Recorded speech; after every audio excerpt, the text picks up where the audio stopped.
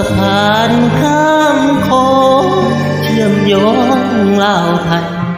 ตัวน้องกับอายข้ามไปเที่ยวกันคือพ่อตาหวานสาวมุกดาหารเนื้ออายยังอ่อนสองกลับมานอนไว้วันรั้วหนุ่มบ้านไกลรอเล่าพาเขาจากกันย่านหาเขาสั้นก่อนขอยืน